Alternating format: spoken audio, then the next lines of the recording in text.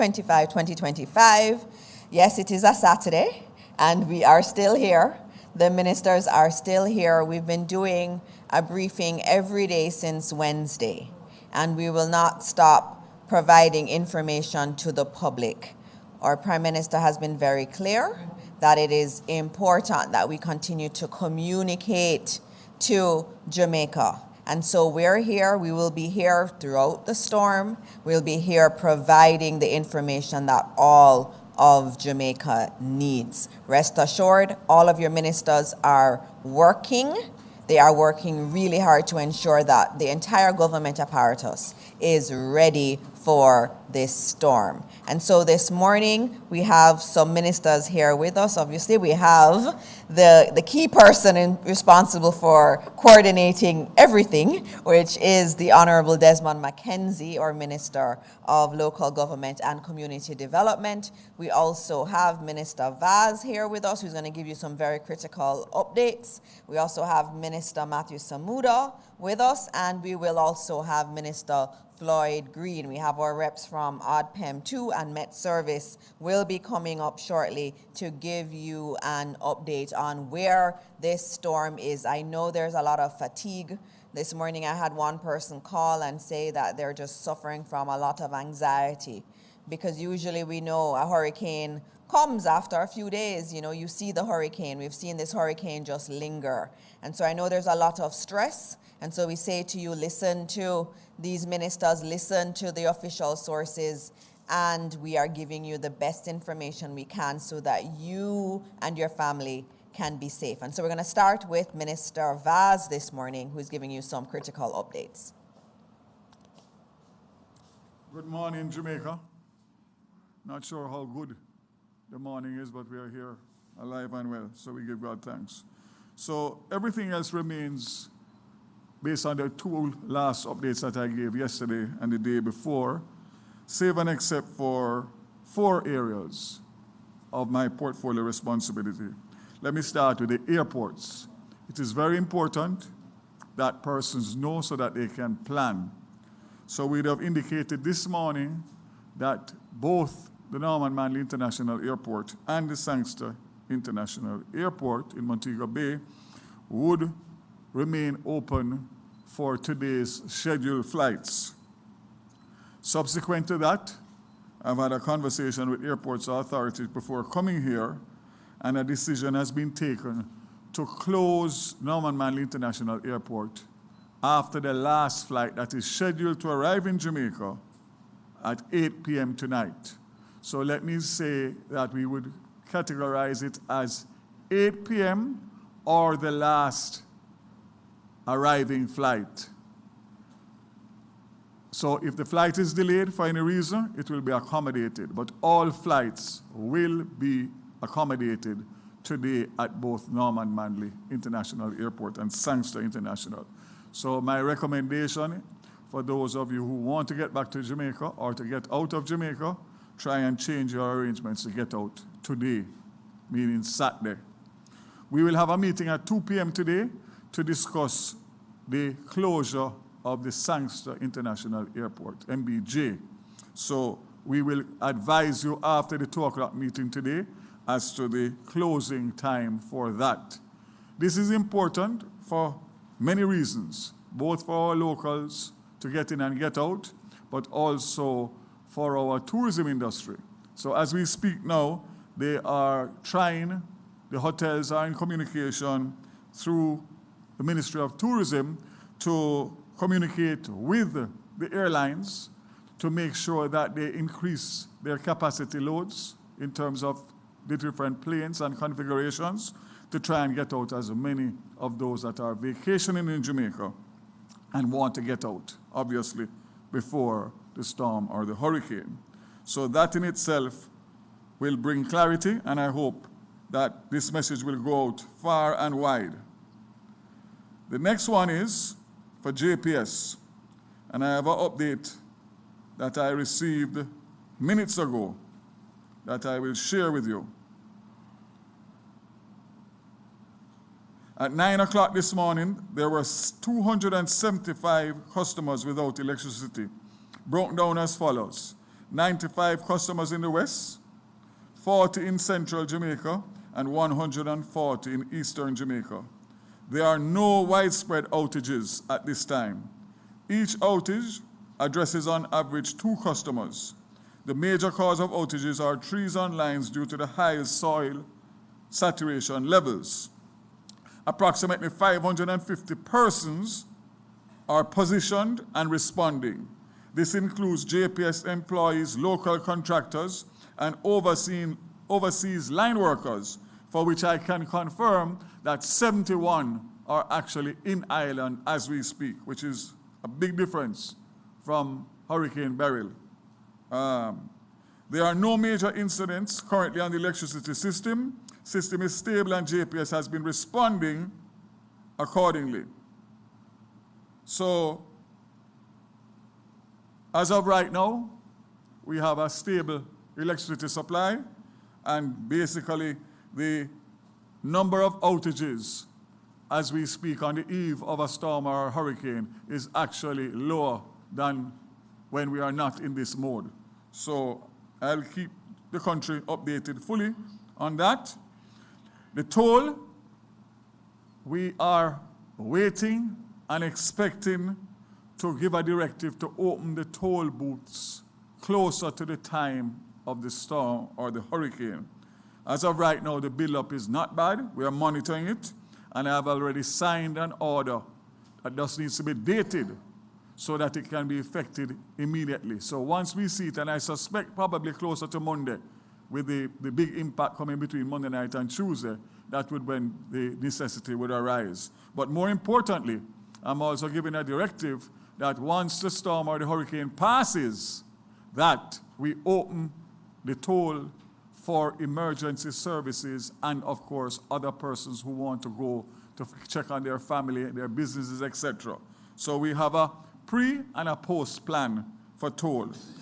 JUTC is on standby in collaboration with ODPEM and the police to assist with evacuations, and I suspect evacuations will become more and more necessary as the weather event gets closer and closer.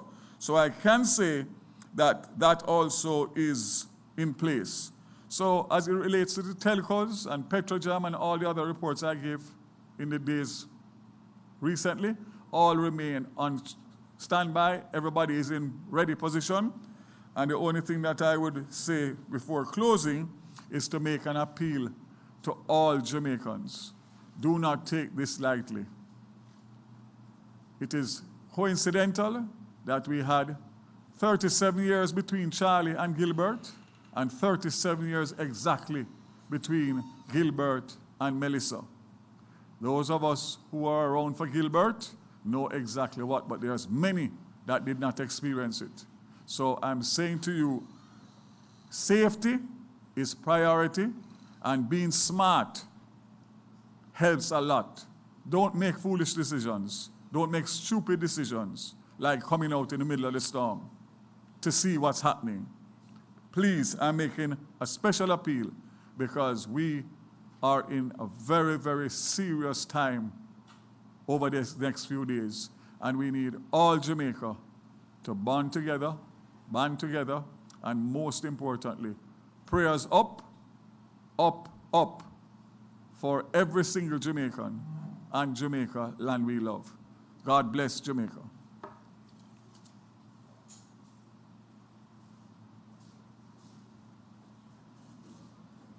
Thank you very much, Minister Vaz. We're now going to have what I know most people have tuned in for, which is the forecast from none other than Evan Thompson, and he'll be followed by his minister, Minister Samuda. Evan, we're all stressed out. Please come and tell us what is going on and when we will expect rain, when we'll get wind, when this hurricane or tropical storm will start affecting the country. So please welcome Evan Thompson, who the entire country is waiting for. Thank you very much, Minister, and very good morning to everyone. It has been a long few days and lots of activity, and of course now we're faced by the information of a tropical storm that's rapidly developing and moving closer and closer to Jamaica. The latest bulletin that was issued this morning would have been bulletin number 29 that was issued at 11 o'clock. And just to give you an idea of some of the information that is there, while I'm hoping that we will be able to show a few slides, some images that I captured. The latest position was at 16.5 north and 75.1 west.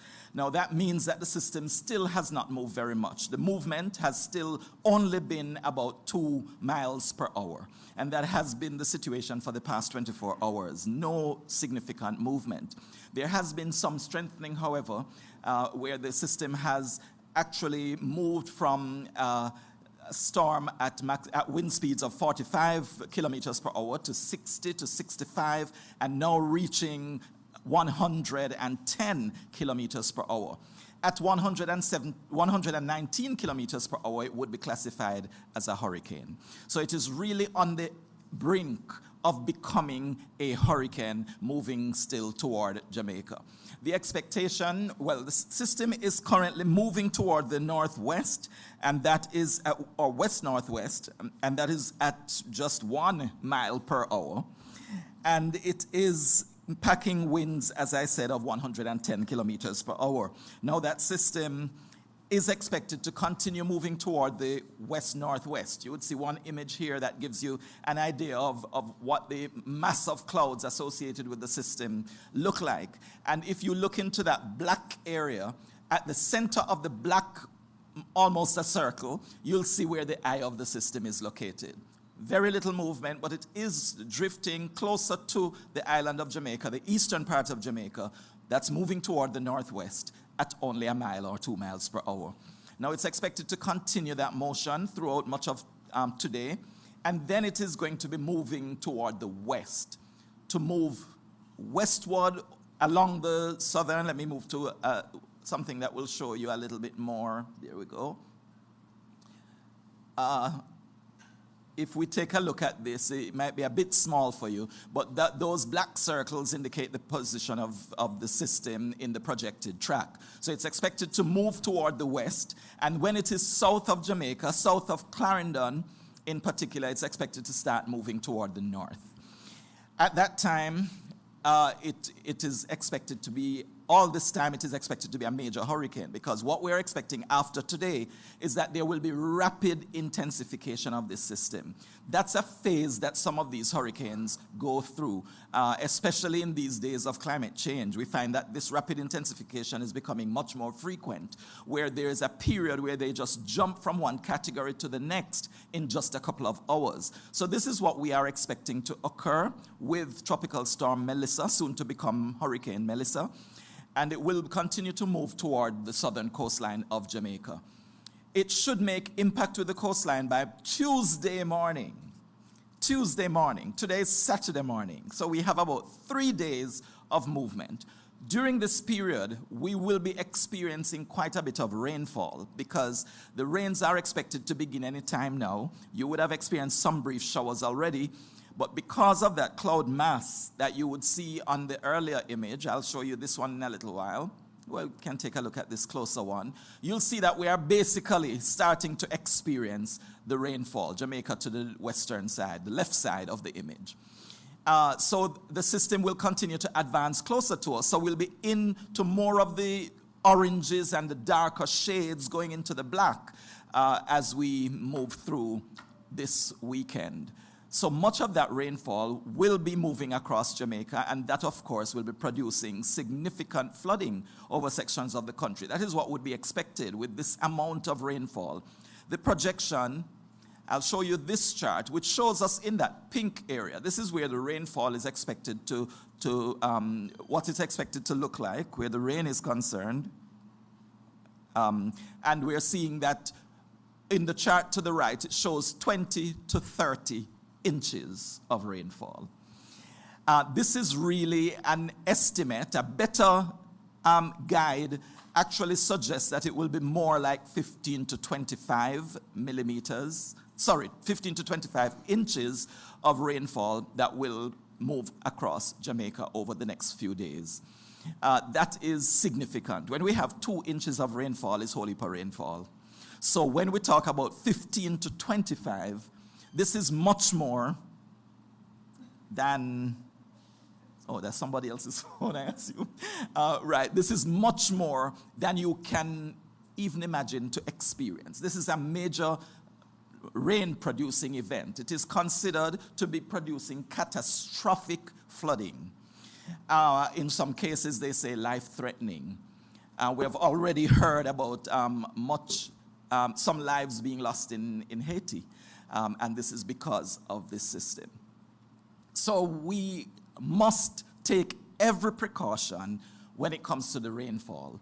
If you are in any area that is flood-prone, a low-lying area, you must find a way to build a relationship with somebody that will help you to move from that area, or move to those shelters as soon as they are open and make sure that you are able to ride out this whole system.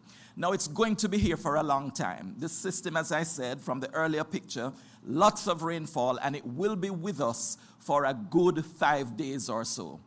Heavy rainfall, increasing wind speeds. We are expecting that storm force winds. I believe there is another image that I could probably show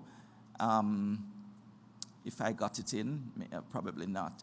But it shows that these tropical storm force winds are expected to start being experienced in eastern parts of the island by this evening.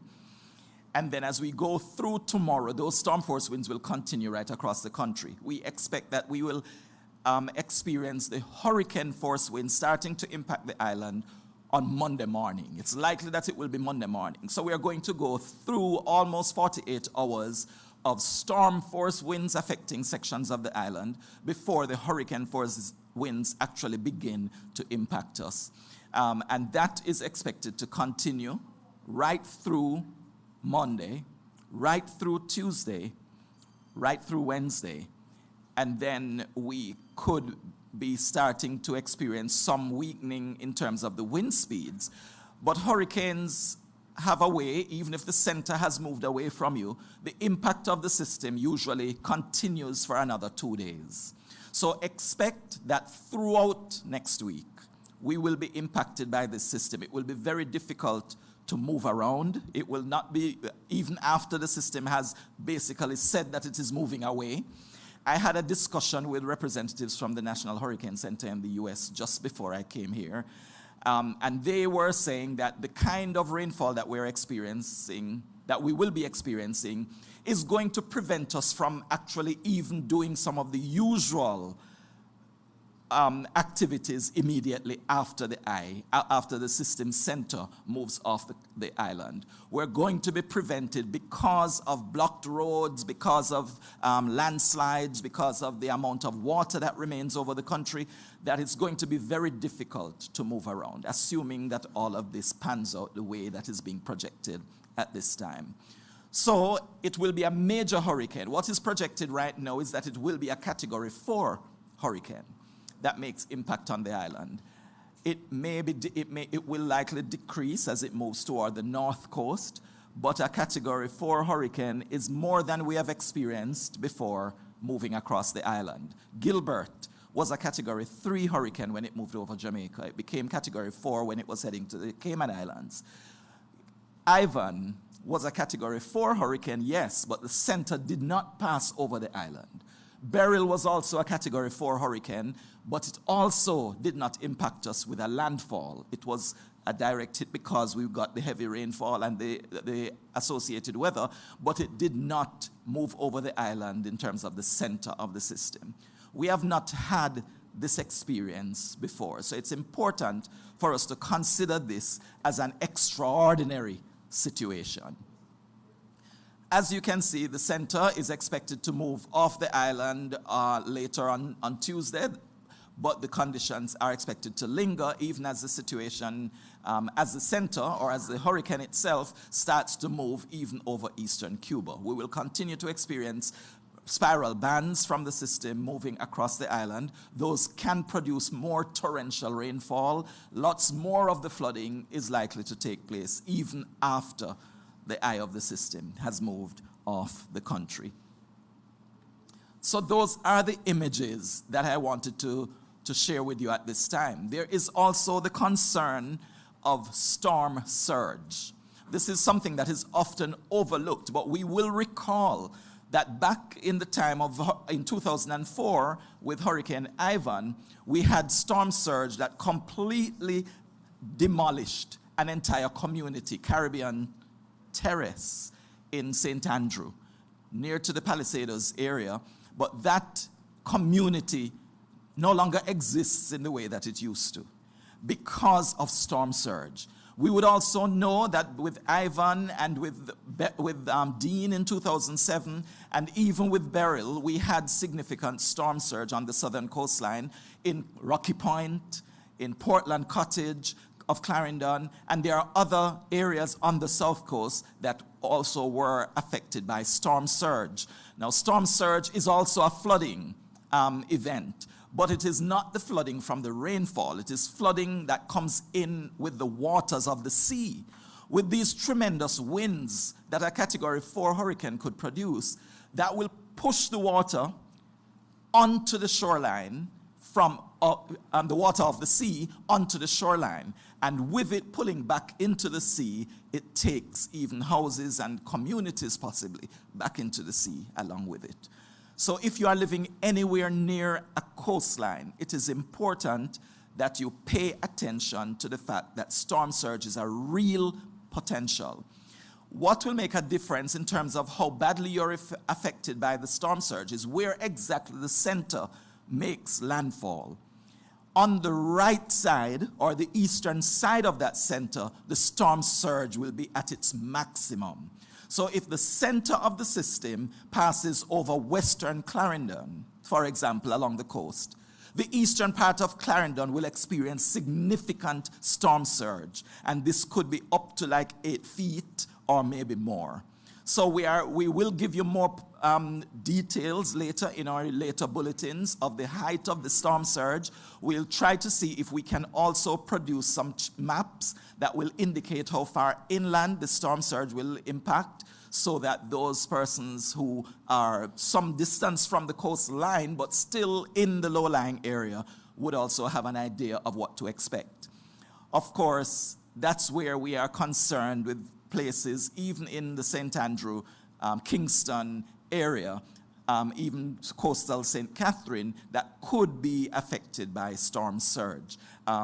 Port Royal comes to mind, and there are also communities associated with Portmore as you move toward the coast as well that would be at risk from storm surge because of this system. As I said, it is what is called a catastrophic hurricane. That is what is expected to not only pass the island, but move directly over the island. I'm sure there will be some questions afterwards, but that's the information. Yes. I'm going to keep you here, which is not usually the way we do things. Usually wait until the end. But you gave a very important update, and it is extremely, extremely frightening. And so we want to take some questions. I know that we have one question already. Can I get the microphone so that we can get that question answered? So you're saying today we're going to feel rain? There's going to be rain? Yes, we will start to experience some rain today, but tomorrow throughout the day is when we expect that the rain will increase. And so today is really the last day to do what you have to do on the outside. Right. Don't expect to do anything tomorrow or any time between now and next week, Friday. Okay. All right, let's take the first question. Thank you, Cheryl, for subbing today. Thanks, Cheryl. Mr. Thompson, Arthur Hall from the Jamaica upstairs. Yes. Quick check. You keep saying the eastern side, the western side will have rain. My granny in Trinityville or my friend in Moko wants to know which communities should start expecting rains and where should we tell people move, evacuate That's what we want to share, not just Okay. Eastern and Western. Which communities should we say move now? All right.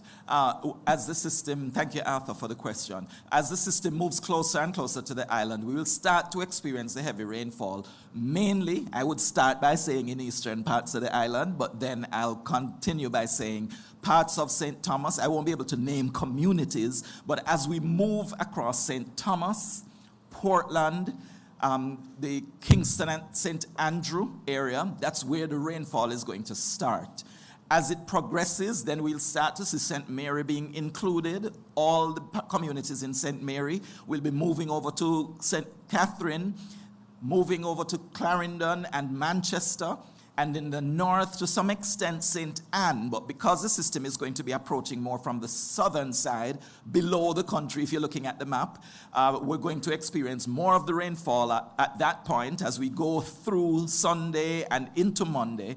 The rainfall will become heaviest mainly St. Thomas, Kingston, St. Andrew, St. Catherine, Clarendon, Manchester, going across into St. Elizabeth and eventually Westmoreland to a lesser extent, slightly lesser extent. But as I mentioned before, we're talking about amounts of rainfall that you have not been accustomed to experiencing. And the other parts of the island will also get significant rainfall. Our bulletin had indicated that western parts of the island will also experience significant rainfall, which is also unusual, but the most of it will occur over those parishes that were named. Parts of Trelawney, St. James, and Hanover will probably be a little bit less impacted, but let's not take that as comfort, because it will still be more rainfall than you bargained for. All right. And there'll be The surges now, the coastline areas. coastal areas. Coastal areas. Mm-hmm.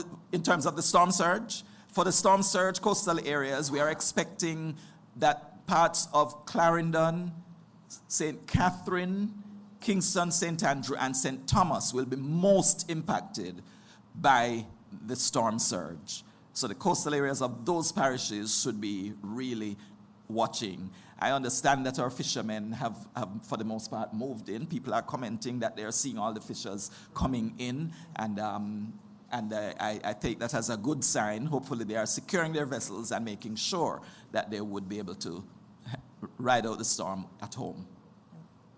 All right, thank you very much. Was there any other question we had at this point for Evan? Okay, here we are, nationwide. Yes. Morning, Mr. Thompson. Morning, everybody. Mahiri Stewart, Nationwide News. I've heard a lot of warnings being given to persons that are in low-lying areas, but are persons in high areas also at risk? And if so, what should they do? Of course. Thank you for your question, Mahiri. The hazards impact different areas in different ways.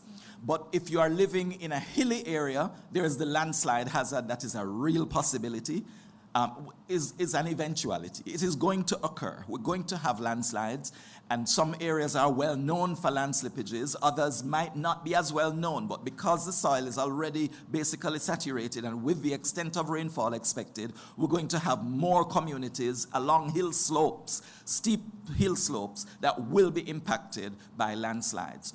The matter of the wind is usually increased over hills.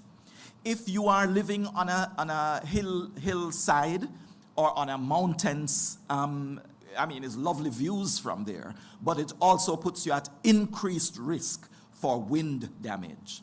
And that is because there is a resultant flow. Apart from the impact of the winds from the hurricane directly, there is the resultant flow in that what hits the ground also rises up the mountains and the hills. So you have that, both things coming together and adding to the extent of the wind speeds that are experienced over slopes. That will be mostly on the slopes toward the south side of the island, as the system progresses, because you will have more of the wind coming onto the coast from the south. Right, so is it safe to then say that there's no quote-unquote ideal area to be in, given the fact that all areas seem to be affected in some way by the system? Unfortunately, you are correct with that. There's nowhere that will escape the wrath of this hurricane. The impact may be somewhat lesser for the northwestern part of the island that would include Hanover, St. James, and Trelawney. Possibly the impact is going to be less and maybe a part of the west, at least the western part of St. Anne. But otherwise, it's going to be more. So they will still experience quite a number of these hazards affecting their area, but it may not be as much as those in St. Thomas, for example. All right. One more question? Sure, that's fine. Minister, just got one Sure. from one of our listeners who says, when you say 15 to 25 inches... Stand up, please. Oh, stand up. Don't want to see your face on camera. Evan, when you say 15 to 25 inches of rain, should that mean for the farmer in Mavis Bank or the person in Arborview? What does 15 to 25 inches of rain mean? I wish I could even describe it because we don't normally get that kind of rainfall. But if you have experienced any of our major rainfall producers in the past, this is going to be more. You would recall when Hurricane Wilma was developing in 2005, some of us will recall, Hurricane Wilma developed off the southwestern coast of Jamaica in October as well. And while that was developing, there was so much rainfall over the island that there was widespread, extensive flooding over all parishes. That is, we are expecting more than Wilma. If you are thinking also of, there was Nicole that moved over. It did not make landfall over Jamaica either. It was east of the island, but the rainfall that it was experienced across Jamaica was again significant. And if anyone can remember that event, that is also a good marker, but it is going to be more. We haven't seen this kind of... We have to bear in mind also, I should point out that with the slow movement of the system, it doesn't allow you to recover. It's not like it's going to just move off and then gradually the water runs off. It's going to sit there pouring water while it's barely moving. And that is a significant challenge that we have to be aware of. It's going to cause significant, widespread, catastrophic, life-threatening floods, as long as what is predicted does take place. There's a small window of a change in a track, but even in my discussion with the Hurricane Center this morning, they said that window is closing because it is getting a little bit closer and all the models are becoming more in agreement with where the system will go. All right. Any more questions? So any last words, Evan, to Jamaica? There are a lot of anxious Jamaicans who are just worried about what's going to happen. What would you say to them on Saturday morning at 11:05 a.m.? I would say if there are some things that are not yet in place, that must be in place, you might have to brave the crowds because there are going to be crowds wherever you need to go. You might have to brave it if you need something. Let's not take advantage of getting much more than you will need. But consider your brothers and your sisters as well. There is somebody else who will not be able to go. There is somebody else who will be in need, and you might have to provide that kind of assistance to them, even now as we prepare. Today is your last day to prepare for this hurricane. If you have not done anything yet, don't think that you will be able to go out tomorrow and it will be easy to go and get things done, because that might not actually be a reality. You have to do what you can now. But I don't want you to think there is no hope, because I still believe that we can trust that things will not be as bad as I am making it sound to you by at least preparing yourself, yes, but at the same time believing that you will ride this through. You will get over it, and tomorrow, metaphorically tomorrow, it will really be next week, the sun will shine again and you will be okay. Just take care, take the precautions that are necessary and do it now. All right, thank you very much, Evan. Just reminding everyone that what Evan said, finish all your prep today. You won't have a chance to do it after today.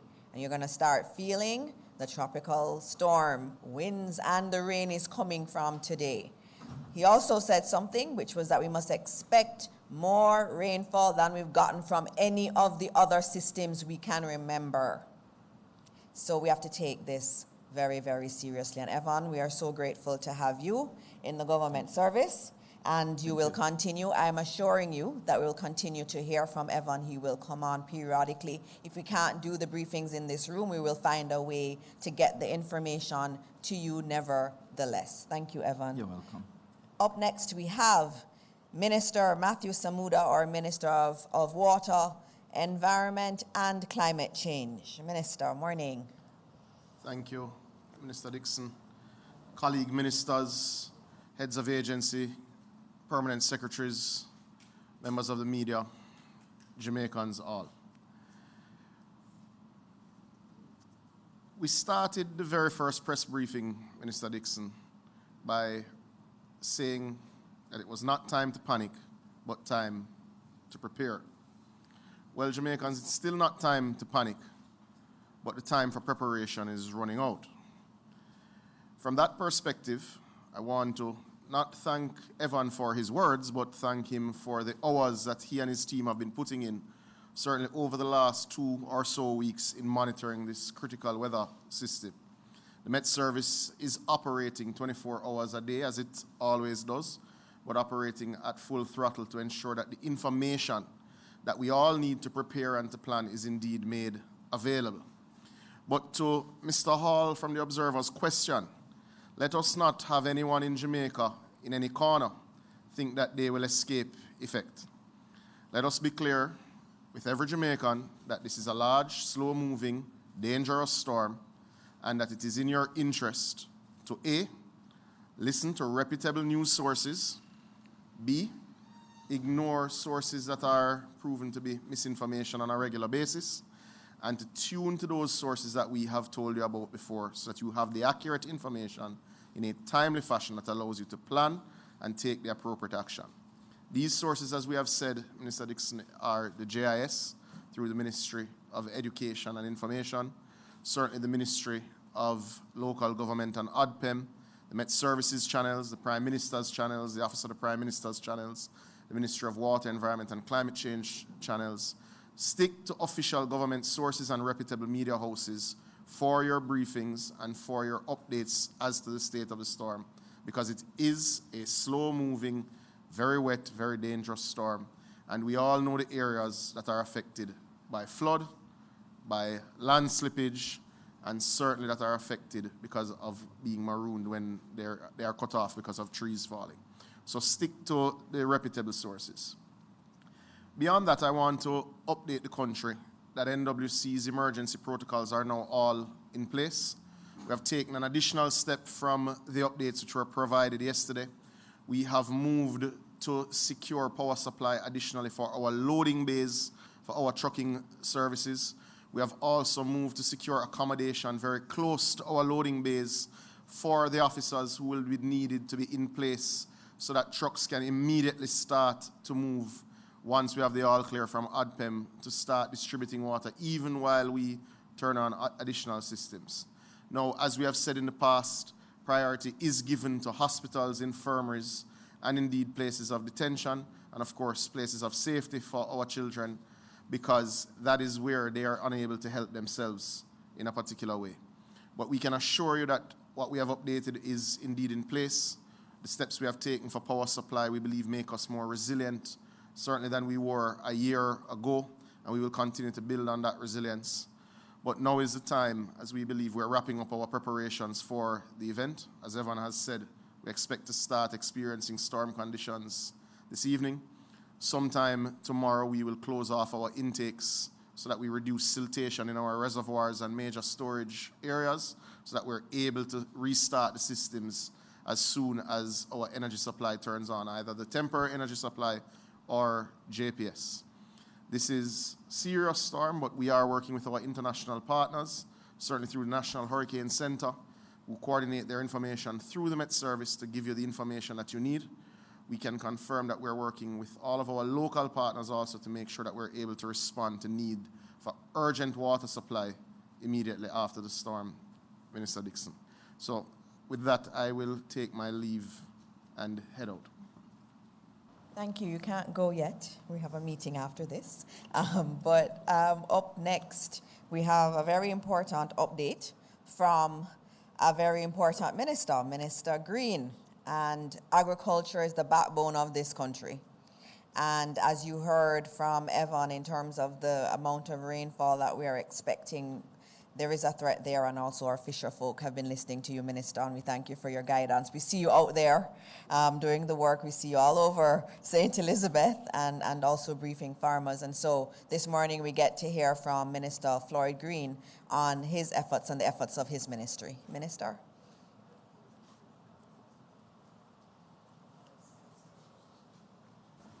Thank you very much, Minister Dixon, colleague, ministers, people of Jamaica. Good morning. The Ministry of Agriculture, Fisheries and Mining has activated its emergency protocols and has convened its disaster management and mitigation committee.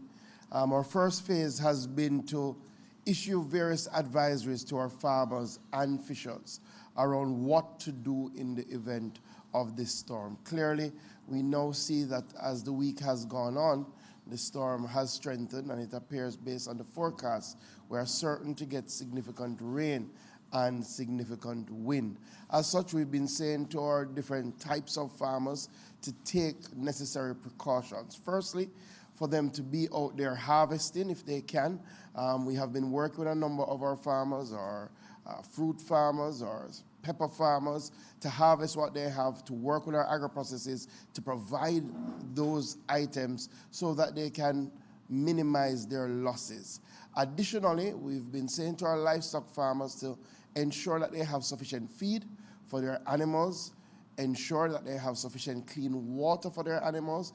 If the animals are in a flood-prone area, move them to higher ground. It is very, very important that they act now, especially in relation to preparing silage so that the animals will have feed during the storm. We've sent out advisories, and our RADA teams have been out in the ground. Literally, our extension officers have been visiting with farmers, saying to them, put these precautions in place.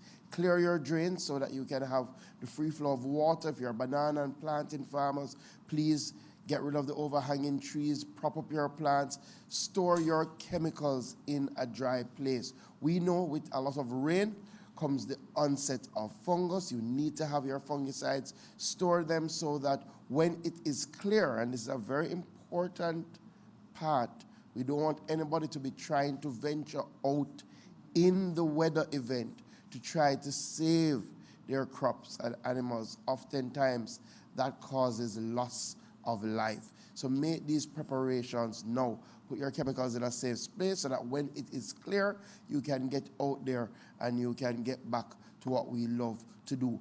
Additionally, we saw a lot of damage to our greenhouse farmers in Hurricane Beryl. In fact, about 232 greenhouse structures were destroyed by Hurricane Beryl. A number of those farmers have not fully rebuilt as yet. In the process of rebuilding, we've had a number of interventions to get those farmers back on their feet. We're asking them to follow the protocols. In fact, we have been literally calling our greenhouse farmers through RADA to say to them, ensure that you strip your greenhouses, take off the plastic so that the wind can pass through. Originally, we were just talking about rain.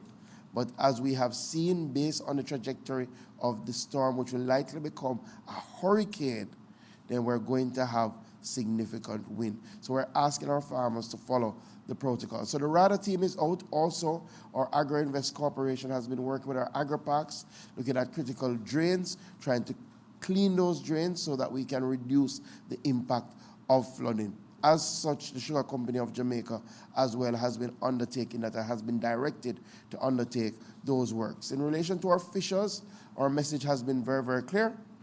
Come home. Secure your boats and secure your engines, and do not venture out during this weather system. I must say that we've had very, very good uptake of our advisories from our fishers. A number of them have made their ways from the Keys. A number of them have come back in, have pulled in their boats, and our extension officers from the Fisheries Authority are out checking, making final checks to help those fishers be ready for the inevitable that will come. Part of what we're doing now is to transition into looking at crafting our recovery. It is very, very clear that we will have significant negative impact on our agricultural sector. We have been having a very good year for agriculture. You know, our farmers showed tremendous resilience after Hurricane Beryl, leading us to what will be 3 quarters of significant growth in our agricultural sector. Unfortunately, Melissa is coming at a time that most farmers would have been capitalizing on the normal October rains to put in their crops to be ready for December, for the Christmas period.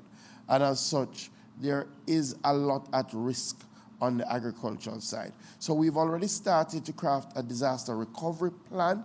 Clearly, that will be finalized depending on the extent of the damage, but already we have forward procured vegetable seeds because we do know that our vegetable crops are more susceptible to these weather-related events. So we already have in stock through our RADA offices some vegetable seeds so that we will be able to get out as quickly as possible. We've also secured some chemicals that we know will be important to distribute to our farmers after the weather event. We've also been engaging our partners, and I really want to thank the ones that have reached out extremely early. We've already had a meeting with our CARICOM counterparts around support that they plan to provide. We've already had an outreach from the FAO and from ECA in relation to indicating that they stand ready to assist Jamaica in relation to its recovery effort on the agriculture and fisheries side. So with all of that said, I will close by saying to our farmers and our fishers, please heed the warnings from the Met Office, follow the advisories that we will be issuing from RADA, from the National Fisheries Authority. Make your final preparations now. The government will be there to help you get through after all of this is passed. We have shown that with Hurricane Beryl that we are nimble enough to get to you quickly so that we can rebound in a robust fashion. Once there is life, there is hope. So please take the time to protect your life, and we will help you protect your livelihoods. Thank you. Thank you, Minister Green, for that. He's going to do everything he can to help our farmers, and I know that. We did that in Beryl. You did an excellent job there, and I know that you'll continue to do that. Up next, we do have Minister Mackenzie, who is the lead minister in terms of a lot of this prep. He's the deputy chair of the National Disaster Risk Management Council, and he has oversight of ODPEM and other key agencies, and so he will come and give his update to you this morning. Minister Mackenzie.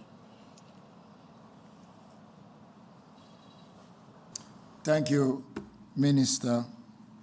First of all, let me commend you on the excellent job that you have been doing since we started this series of press briefing, and to my colleague cabinet ministers, especially Minister Semuda, for carrying most of my areas over the last couple of days.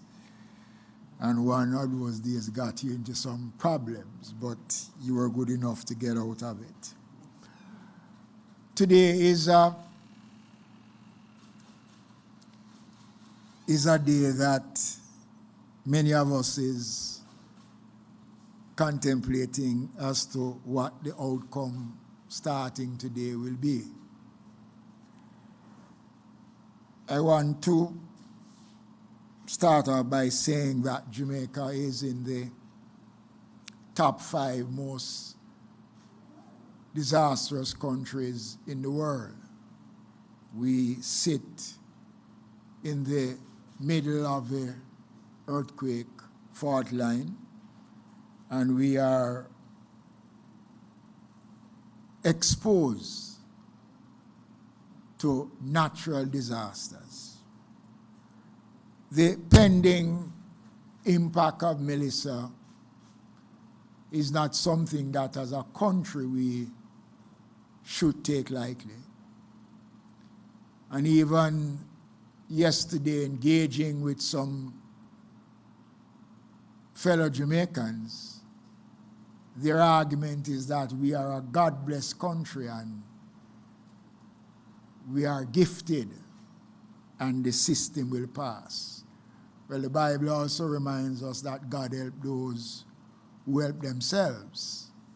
And I believe that we are at a point now where the government, the Ministry of Local Government, through the Office of Disaster Preparedness and Emergency Management, will have to take the necessary steps to ensure that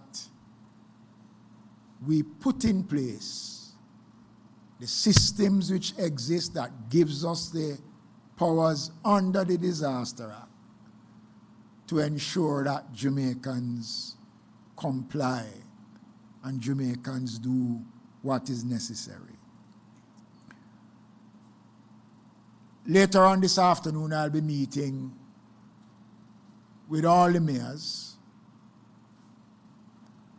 And one of the areas of concerns that has been brought to my attention, and I did a few surveys across the corporate here this morning, that there are several major construction sites that still has materials, sand, gravel, steel, and in some cases, cranes still hanging in the air. I'm going to make a general appeal this morning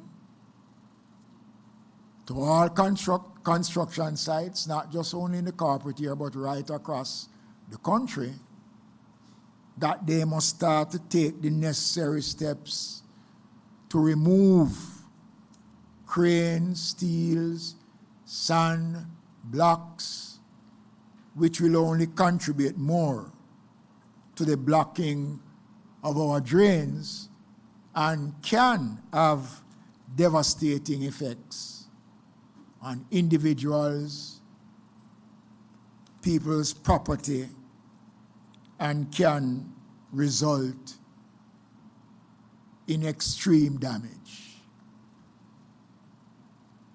Billboards should be taken down. And this is the work of the municipal corporations. So I am saying that all billboards should be taken down at this time and put in a safe place. You still have used car operators who continue to use the public thoroughfare to display their vehicles, park them overnight, just to advise that a team of wreck operators is presently combing the streets of the corporate area, and where we find these vehicles, we are going to remove them and take them to the Riverton City dump.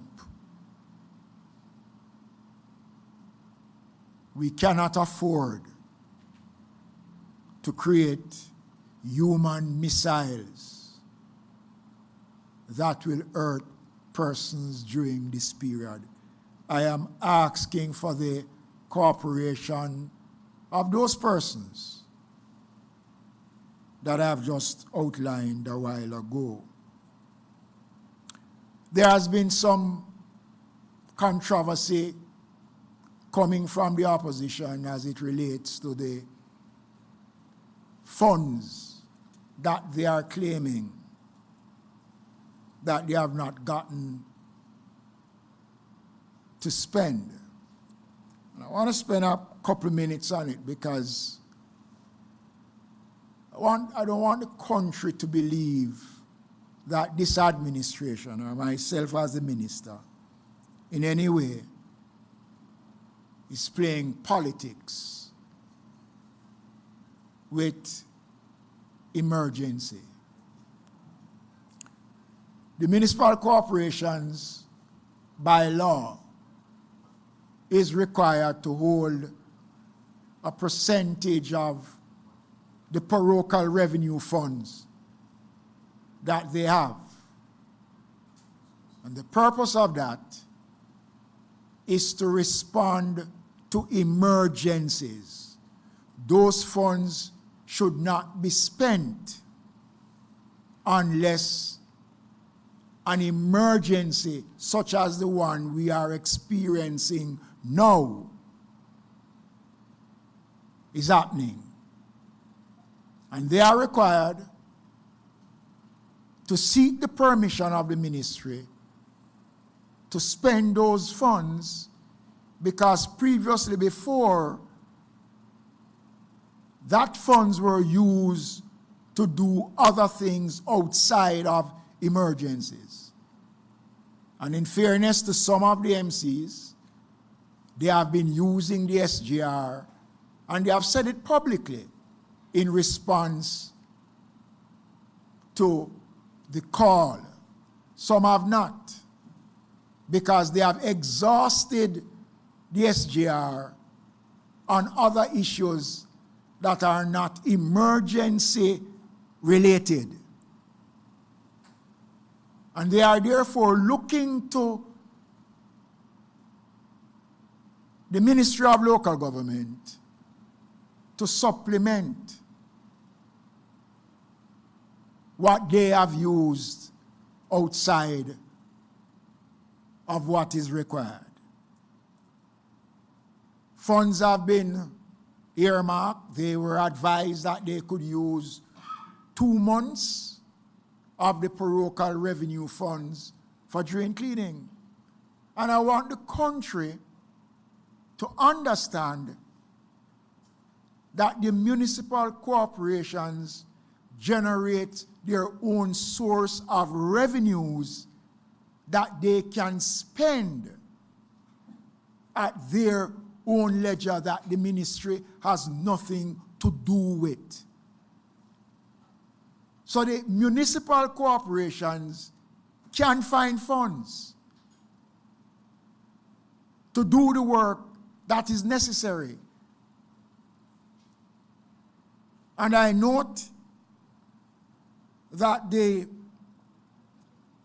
opposition have mentioned that based on the survey that they did, all of the municipalities have said that they are not in a position for us to welcome Prime Minister. And I note that it is said that some of the municipalities are not in a position to do it. All of them, the release said. But at least 5 municipalities that are controlled by the opposition has come out publicly to say that they have undertaken drain cleaning exercise and they are in a state of readiness. I want to say to the country this morning that this administration takes seriously the question of our preparedness for disaster, and we will work across the board to ensure that we provide quality service to the people and to ensure that the people's business is taken care of. So let me repeat again that the municipal corporations are in a position. There are 13 levels of fees that they are collecting, that they have control over those 13 layers of fees. The only ones that is controlled by government in terms of the Ministry of Finance, is the PRF, which is a proceeds of the revenues from motor vehicle licensing and fees, which we get 66 1/3%. And on submission of your program, the funds are released, and the determination of the amount that the MCs get is not determined by the Ministry of Local Government. It comes directly from tax office. They get property taxes. They get trade license, which are a significant amount of revenues. So they are in a position to do what is necessary. I'd like to, therefore, now touch on two critical areas of our preparedness as we get deeper into the hurricane. Already, I would have written to the Most Honorable Prime Minister on the advice of the Director General of ODPEM under the Disaster Risk Management Act to make a declaration, which the Prime Minister did yesterday. Jamaicans, there is another request I'll be putting in writing to the Prime Minister for his consideration. That based on the extent of the system, there are vulnerable communities in Jamaica that it is advisable that persons do not remain in these communities during the passage of the hurricane. Provisions are made in the Disaster Risk Management Act for compulsory evacuation. Places like Rocky Point in Clarendon, Taylor Land in Bull Bay, New Haven, Riverton City, and many other communities that will be affected, where lives will be threatened. I will therefore be writing to the Prime Minister based on the recommendations of the Acting Director General of ODPEM that we take those steps to advise those communities of the intent to declare this order. But I want to make an appeal to persons who are living in these communities. Port Royal is one such community. That is of concern, that you can start to make arrangements to move and go and spend time with relatives and friends. It is in your interest that this is done. And I want to say this, and I have to speak, Prime Minister, because this is how I am. It is going to be impossible when the event comes, after all the efforts that you would have made, to say to our first respondent, go to point A and point B, to put their lives at risk when persons refuse to move before. And I want to urge Jamaicans, do not take this for granted. We have already removed the residents of 3 infirmaries that sits on the mouth of the river of the sea in St. Anne, Hanover, and Trelawney. Those residents have been removed to safe grounds, and we are presently removing the homeless population from the streets and placing them in shelters right across the country. The Ministry of Local Government and ODPEM is in a position, Prime Minister, to provide relief supplies when necessary, Prime Minister. We have a team here in Jamaica from Sedema, which came in over the last 2 days, which is helping us in our communication system and is here to give support to the team on the ground. The government is doing all that it can within its powers, but the greater effort has to come from the people themselves. And I want to use my presentation this morning to urge Jamaicans to take this seriously. Do not gamble with Melissa. It's not a safe bet. I urge Jamaicans to think about themselves first. I hope and pray that God will grant us the strength and the courage, and that He will smile on us and be gracious to us over the next couple of days. Thank you. Thank you very much, Minister. Now we're going to be hearing from our Prime Minister, Dr. the Most Honorable Andrew Holness.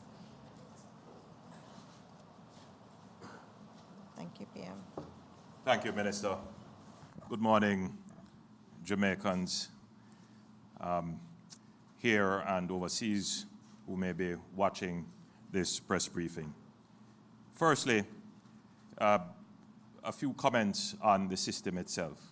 The system is quite an unusual one, sitting in the Caribbean Sea for such a long time, making up its mind where it will go. It is obvious that it now has a trajectory where we can, with great certainty, say that Jamaica will be impacted. Let me be clear that the entire Jamaica will be impacted by this storm. The outer bands seem to be very wide, and it is already affecting the Dominican Republic and Haiti with significant rainfall. We should expect the same. So the first impact that we should be preparing for would be heavy rains. Once it becomes a major hurricane, which is projected to be within a day, then we will have heavy winds. The third impact will be the length of time that it will stay. If it continues to be as slow moving as it has been, then we could expect anywhere from 2 to 3 days. Would that be correct, Evan? Or even longer. So those are the three things you should be, in your mind, be prepared for. Now, I know that there are many Jamaicans who are anxious, who are very concerned, and rightfully so. You should be concerned. But the best way to address anxiety and any nervousness and concern is to be prepared. So I would urge all my fellow citizens, everyone who is now feeling nervous, anxious, uncertain, that now is the time to be prepared. And the elements of preparedness for a hurricane would be, first of all, you want to protect your shelter. That's absolutely critical, because in a hurricane, you would need to be somewhere where you can be sheltered. Roofs, windows, start there. Battening down. I noticed that many Jamaicans are putting building blocks on their zinc and so forth. That is a solution, but a better option would be to use sandbags, which stay longer and are not likely to be blown off. If you can find plywood or anything of that form to protect your windows, that would be useful. We always say to remove threatening branches from trees. We have seen one incident where someone was injured trying to do that, so we advise that if you're doing that, be super careful in doing that. The next layer of preparation would be to look for areas that are vulnerable to flooding. If you find that your yard is below road level or in a water zone, meaning you have built in a river course, you're on a slope, you're near to the sea, you're in a low-lying area, you're close to or on a gully bank, or historically, you are in an area where the river may change course, you want to take protective measures. And again, simple sandbagging can be useful in directing water away from your shelter. Once you have sorted out your shelter issues, then you have to look for sustenance, food and water. Make sure that you have food that is non-perishable and water that is in proper containers, scaled to the number of persons who live in your household. Then you want to look for ensuring that you have at least some form of lighting, because it is highly likely that the electricity will go, either preemptively or as a result of the storm itself. Batteries and flashlights are recommended. The good old home sweet home lamp is always there, but we're always very careful, last resort. Batteries and flashlights, today's technology with LED lights, you can have lights going for a little while in the night. Solar lamps are always good to have. These are things that you would want to have in your possession. Of course, in today's world, telecommunications is important. Make sure you have at least some credit if you use prepaid plans, that you keep your devices safe. And we can't give you any guarantee that throughout the storm you will have full coverage. It is likely that you may have some coverage at some point, but you should always, in your hurricane plan, be prepared that you may be out of communication. But nevertheless, keep your instruments safe. Don't let them get wet, so that at least if the signals were to come back, you'll be able to connect. Now, having done all of that, there is another important thing which we ask you to do. Keep your documents safe. Now, your identification, your passport, any prescriptions that you may need to be refilled, your land titles and all of those things, keep them safe. Keep them in a safe place. Yes, there would be distribution of benefits without the need for identification, but that would be very limited. In fact, in the humanitarian relief and recovery phase, I would say that most, if not all, the distribution of benefits will require some form of identification because of the accountability issues that, even though it's a hurricane, we can't suspend accountability. So keep your identification safe. There are some other things that we would want you to do in being prepared. Speak with your children about the hurricane, because they are going through their own uncertainty crises, which you may not immediately recognize.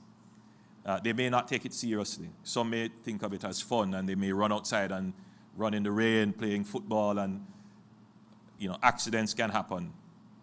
We urge you to have a frank discussion about what to expect in a hurricane and why it is important to stay sheltered during the hurricane. We don't want to have any deaths during the hurricane.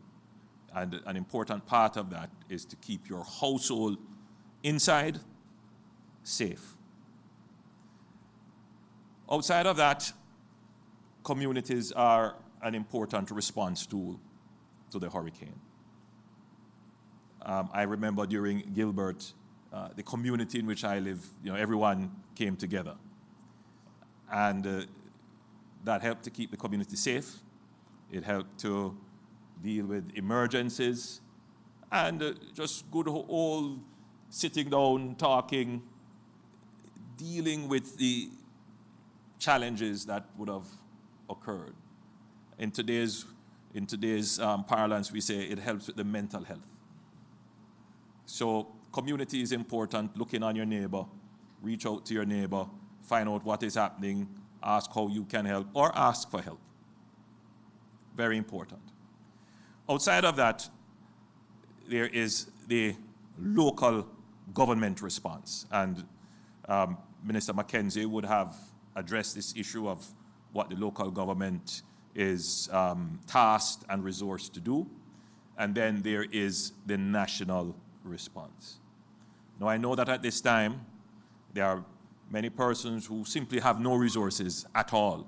They are not able to go to the supermarket and buy even one bag of crackers. I am aware. And we have tasked the Ministry of Social Security to start to pre-position supplies, but in all reality, we wouldn't be able to get supplies to everyone who is genuinely in need of the supplies. The most immediate first responder is usually, it's either your church or your member of parliament or your councillor, the police. So we are going to make provisions for the councillors and the members of parliament to be able to, where they can, because they are humans too and they wouldn't be able to be out in this storm, but as much as they can, we will resource them to be able to assist. They will, and I'll be clear with this, they will not be able to assist every case. It's just physically not possible. But in as much as cases are brought to their attention, their network of workers and community activists and so forth would have brought cases to their attention, then we can assist. We are very grateful and very thankful for the philanthropic organizations that exist in certain communities that are already starting to mobilize and doing work. We intend to reach out to most and cooperate with them and assist them in being able to get supplies and distribute. Which leads me to another point of preparedness nationally.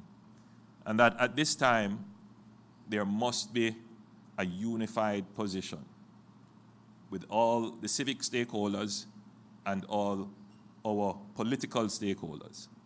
And so I have been in communication with the leader of the opposition. We should meet today at, I believe, 12:30, and I will give the opposition a full brief. I'm certain that they will have suggestions which we will listen to and take on board. And if determined, then we will have a Zoom call with members of parliament. I know many of them are in the field, so it depends on how many that we would be able to mobilize. But we have already provisioned them with resources to clean drains and gullies. I know many of them are out in the field supervising these works. From being a member of parliament myself and having gone through this many, many times over, your constituents are of the belief that every drain and every gully is going to be cleaned. That may not be possible. Certainly, you would need much more equipment mobilized than we have capabilities to do, much more supervision. And so what the MPs would be doing would be trying to concentrate on the main ones. That is where their efforts would be. So if you didn't see the drain running behind your yard being cleaned, don't believe that no work is happening. Work is happening, but it may not be in your locality. That is being monitored by the NWA, and we'll get a report very soon as to how many drains we were able to clean. That is indeed a very important preemptive action when it comes to treating with flooding. So outside of that, from an administrative point of view, all our entities have been tasked and mobilized. I suspect all the officers understand what the mission is. It is, from all indications, it is going to be a direct hit, and all of Jamaica will be impacted. I urge everyone to be wise about this, to put aside the nervousness, and the anxiety, and be practical, prepare, as I have outlined, how we should be prepared, and continue to pray. We have seen hurricanes at the last moment take a turn for the better. And I still have hope that the impact will not be as bad as it is shaping up to be. But we will prepare for the worst and continue to pray for the best. The impact, whatever it is, the preparation can have some mitigating effect on the impact, but the real work starts the hour after the impact. And what we have done in terms of national preparedness is to put everything in place to be able to respond the hour after the impact. And that is how quickly we intend to recover from this hurricane. Ladies and gentlemen, thank you.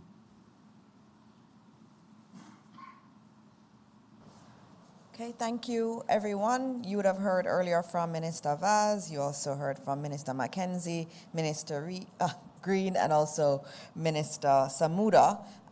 If you have any questions, and Prime Minister just closed out, and I see the Observer has the first question.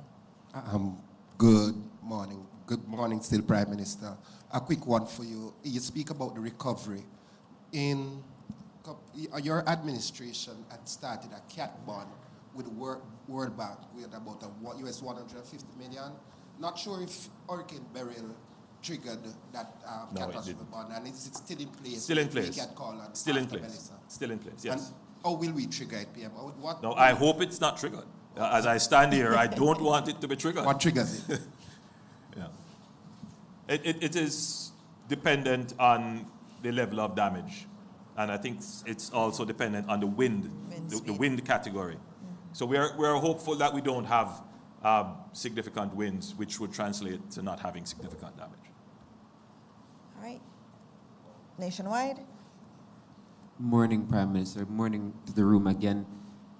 Given, we spoke with Evan Thompson earlier, he was telling us that different places are at different risks based on their characteristics. Persons in hilly areas might be susceptible to landslides, those in the coast might be susceptible to flooding.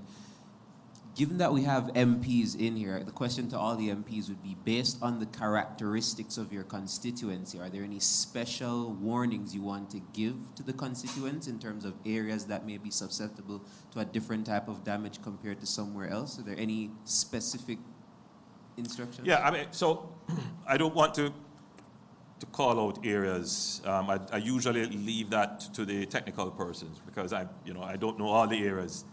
But let's take Port Royal, for example. So Port Royal is a low-lying area. Just the nature of that peninsula would leave it vulnerable. And we ask the persons there to take precautions. I would have come in at the tail end of the presentation of Minister Mackenzie. And I can understand the reluctance of persons who are attached to that community and attached to the land. They don't want to be displaced, and they want to be able to protect their assets. But my advice to them, because it's no advice, I'm awaiting the minister's recommendation for it to become a compulsory order to relocate, to evacuate. I would advise them to, if they don't want to go to a shelter, because a shelter would be open, and I believe the shelter, Minister Mackenzie, would be the arena and Windward Road Primary. I would recommend that they make contact with family and make arrangements to stay with family. Right? That's one area. The other area would be Rocky Point and the general Portland Cottage area. Those areas have historically flooded, even in Beryl. I know the residents there are quite resourceful, and I've seen some do the sandbanking, channeling, and all kinds of other measures.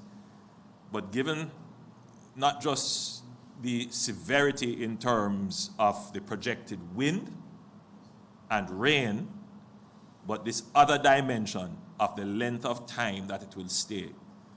If it stays very long, then even your best measures could be thwarted by just the duration of rainfall and wind. So I urge every Jamaican who are residing in these vulnerable areas to make plans to evacuate.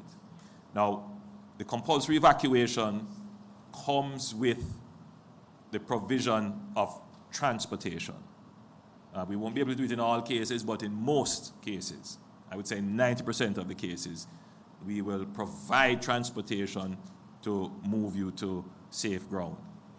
Outside of that, because the provision of transportation would be halted at a particular point in time, because that would be putting our drivers and buses and other persons in harm's way. After that, we would not be able to guarantee a response until after the hurricane.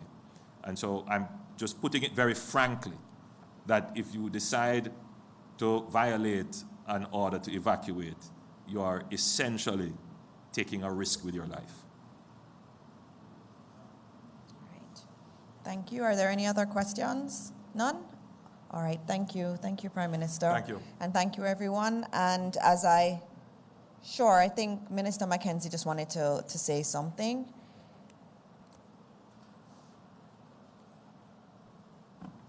Prime Minister, one of the things that we picked up in a survey that we did is the question of mental health and people under stress.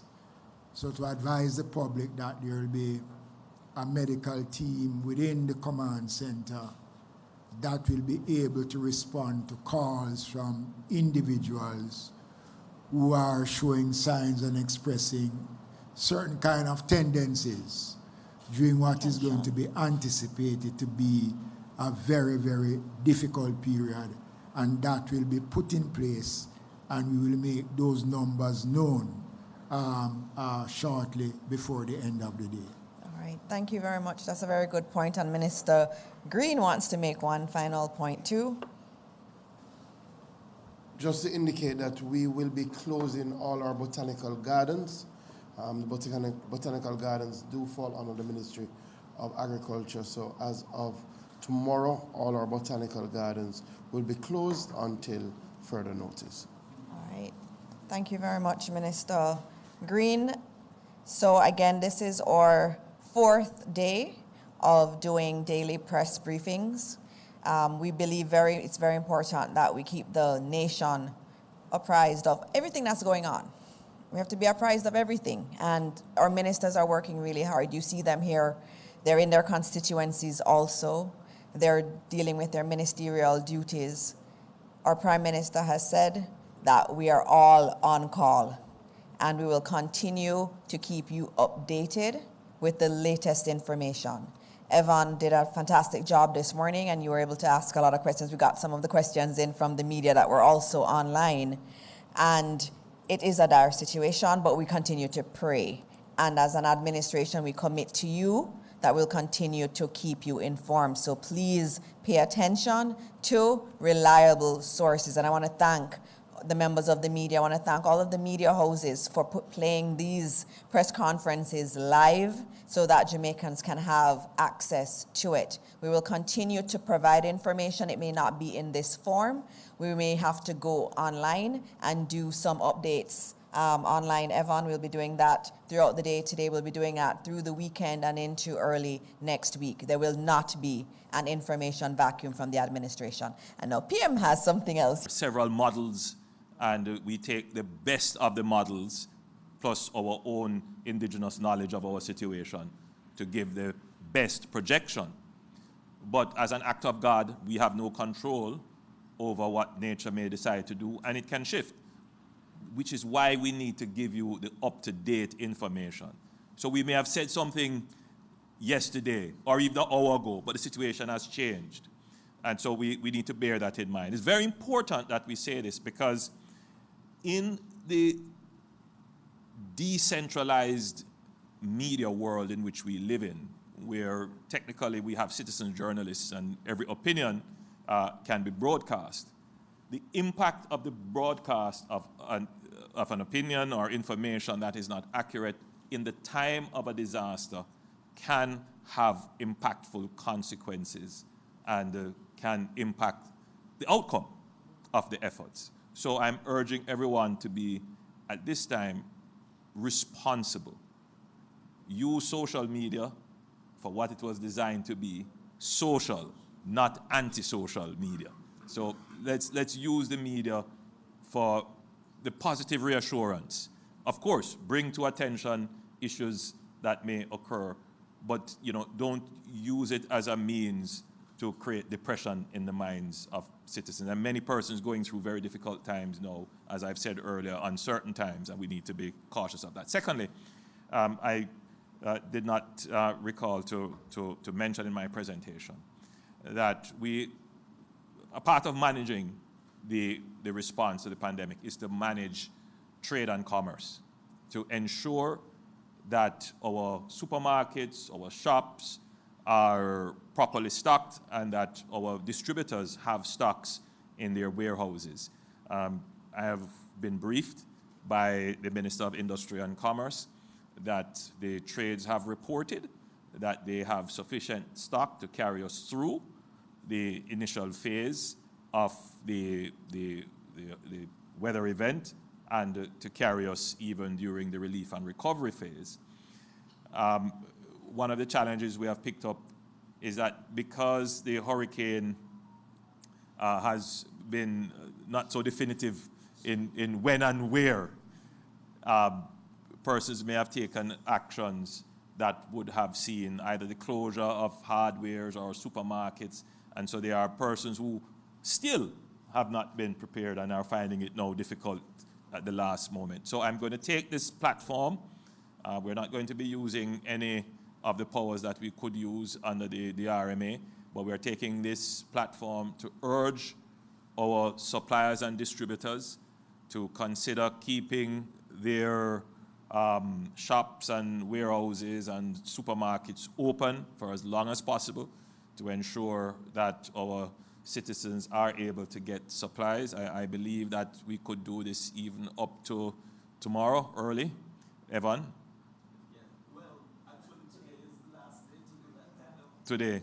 Yes, the rains will start by tomorrow. So as long as you can keep your of course, we're asking you to use your discretion and judgment in this matter, but I'm still making the appeal for as long as you can to keep your supermarkets, your shops, your corner shops open so that people can get supplies for as long as you can. Thank you, everyone. Thank you.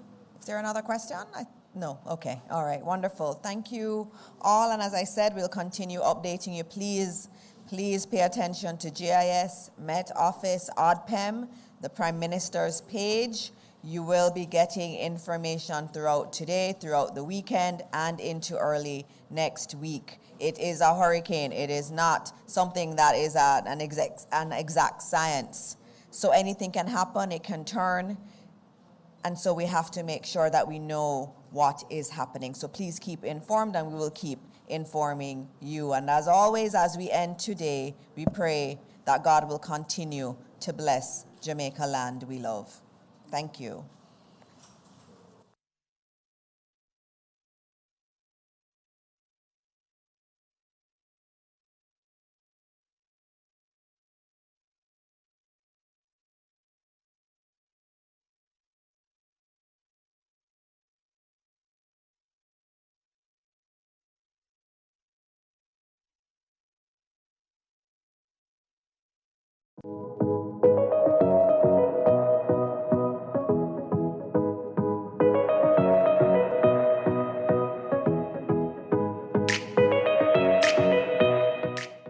Just because some of us came through the hurricane with our roofs doesn't mean we're all in good shape.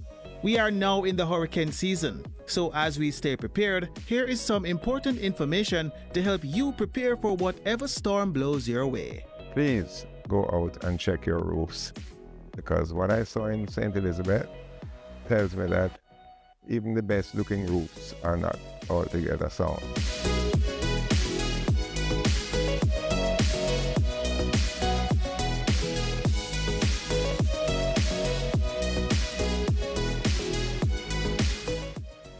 Please check on your nails that hold down the sheeting.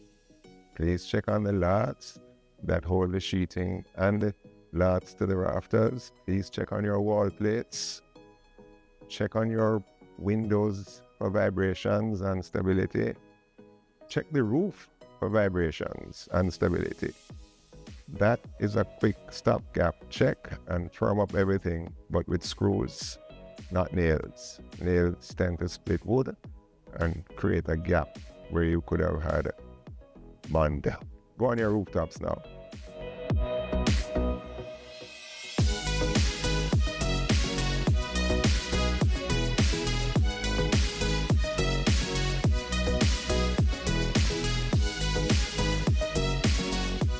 Stay tuned to PBCJ for updates as we continue to monitor weather conditions. Watch right here or follow us on social media at PBCJamaica. Stay inside and stay safe with the People's Station. BGLC, the regulatory body. We regulate, you play without worry. We regulate, you play. BGLC, fair play when you play. For the fun of the game, you know where they are. BGLC, keep it fair for the player. You play the game and we are the rules setter. Keep everything fair so the game play better. The Betting, Gaming and Lotteries Commission. We ensure fairness, integrity and responsible gaming practices. Keep the game fair and fun for everyone. We regulate, you play.